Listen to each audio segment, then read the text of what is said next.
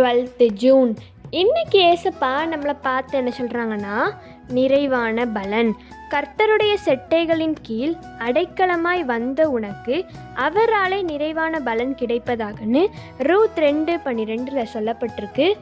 Boaz ரூத்தோட நற்பண்புகளையும் கடவுள் மீதான நம்பிக்கையும் பாராட்டி ஆசீர்வதித்து சொன்ன வசனம்தான் இது.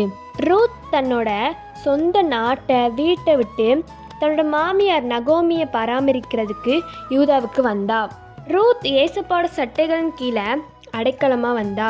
நம்மளும் ஏசப்பாக்குள்ளே இருக்கணும், ஏசப்பா சொன்னதை கீழ்ப்படியணும். அப்படி இருந்தோம் அப்படின்னா அப்படி இருந்தால் மட்டும்தான் ஏசப்பா கிட்ட இருந்து நம்மளுக்கு நிறைவான பலன் ஒரு பெரிய ஆசீர்வாதம் நம்மளுக்கு கிடைக்கும். ஜெபம்.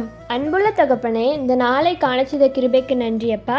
அப்பா, ரூத் எப்படி தன்னோட சொந்த நாட்டை வீட்டை விட்டுட்டு மாமி நகோமி அவங்களோட மாமியார் நகோமியை பராமரிக்கிறதுக்காண்டி வந்தாங்க.